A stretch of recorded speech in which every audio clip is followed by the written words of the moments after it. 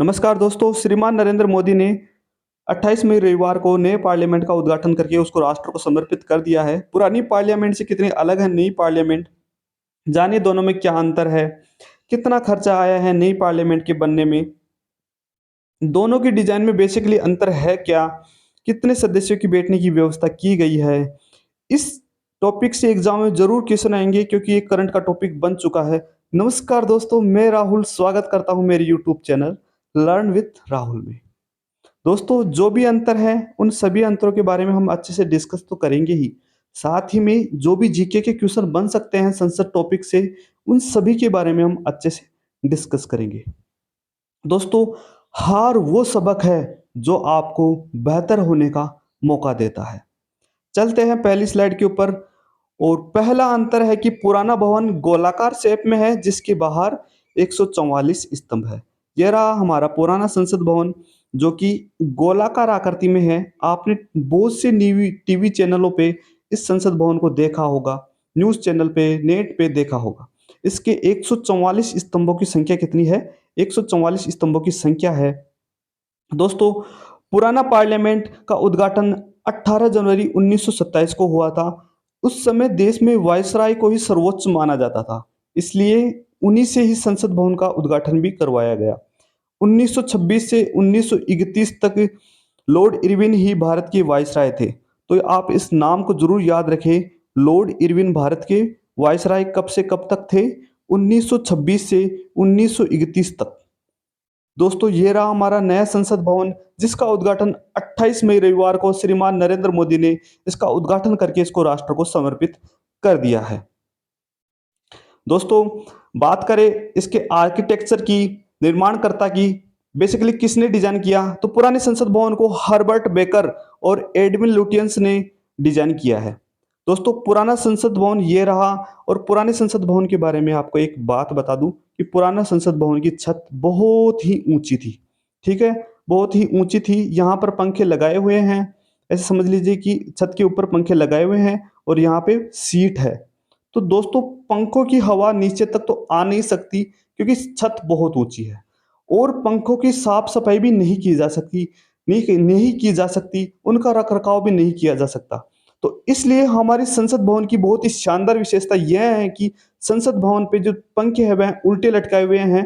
और ये मान लीजिए अगर ये आपकी कुर्सी है तो संसद भवन एक खंबे के पास उल्टे, यहाँ पर कुर्सी के पास एक खंबा है, खंबे के पास पंखों को उल्टे आकृति में लटकाया हुआ है। दोस्तों, उल्टे आकृति में लटकाने का एकमात्र रीजन यह है कि संसद भवन की जो भव्यता है, जो सुंदरता है, उस पे कोई दाग ना आए, बहुत ही अच्छा लगे, इसलिए डिजाइनकर्ताओं ने इसको इन पंखों को उल्टा लटकाया है। तो ये एक हमारे भारतीय संसद की बहुत ही शानदार विशेषता है, आप इसे भी याद रखें। दोस्तों, जो नया संसद भवन है उसका निर्माण गुजरात की कंपनी एचसीपी ने डिजाइन किया है। देख लीजिए दोस्तों, नया संसद भवन कितना शानदार, कितना खूबसूरत संसद भवन है। हम इससे कह सकते हैं कि यह हमारा संसद भवन है जो वर्तमान में अमेरिका, ब्रिटेन, इनके संसद भवन को भी टक्कर देता है। यानी कि खूबसूरती के मामले में डिजिटल, बहुत ही शानदार डिजिटल मतलब इसका आधुनिकीकरण भी किया गया है। दोस्तों, दोनों भवनों पर हुए खर्चे की बात करें तो जो पुराना संसद भवन है उस पर 83 लाख रुपए खर्च हुए थे।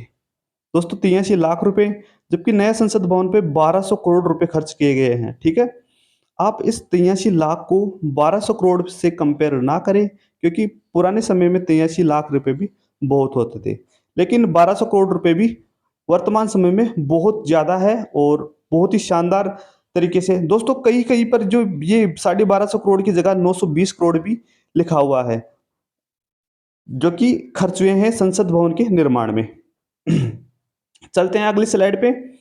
संसद भवन का पुराना भवन, जो संसद का पुराना भवन है वह 566 मीटर व्यास में फैला है, जबकि जो नया संसद भवन है वह 6400 मतलब 64,500 स्क्वायर मीटर में है।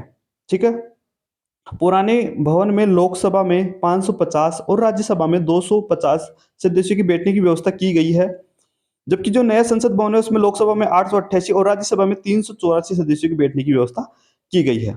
दोस्तों ये रहा हमारा नया संसद भवन। दोस्तों ये सदस्य संख्या नहीं है, मैं आपको सदस्य संख्या किससे भी अवगत करा देता हूं। जो लोकसभा है, लोकसभा की अध्यक्ष जो सदस्य संख्या है वह 552 है, और राज्यसभा के लिए राज्यसभा की सदस्य संख्या है 250। इसे आप जरूर नोट डाउन करें।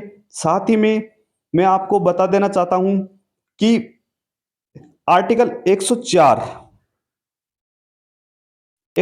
आर्टिकल 104 2019 का मामला है। एंग्लो इंडियन के आरक्षण को हटा दिया गया है।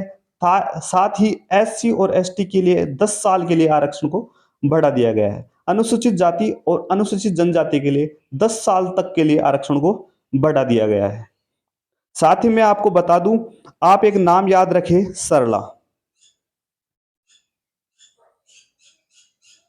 से हो जाएगा संसद, जो कि 79 आर्टिकल के अंदर है। र से हो जाएगा राज्यसभा, जो कि 80 आर्टिकल के अंदर है। ल से हो जाएगा लोकसभा, जो कि 81 आर्टिकल के अंदर है। साथ ही में जो राज्यसभा होता है वह उच्च सदन होता है और स्थायी सदन होता है। इसका कार्यकाल 6 वर्ष है। लोकसभा एक अस्थायी सदन और निम्न सदन होता है जिसका कार्यकाल 5 वर्ष है। ठीक है, तो ये रहा हमारा पुराना संसद भवन। हमने पूरे क्वेश्चनों को अच्छे से डिस्कस कर लिया है। आशा करता हूं कि मेरे द्वारा जो इंफॉर्मेशन दी गई है वो आपको बहुत अच्छी लगी होगी। अगर आपको अच्छी लगी है तो आप इस वीडियो को लाइक करेंगे, इस वीडियो को शेयर करेंगे, साथ में मेरे चैनल को सब्सक्राइब करेंगे। तब तक के लिए धन्यवाद और मिलते हैं अगले वीडियो।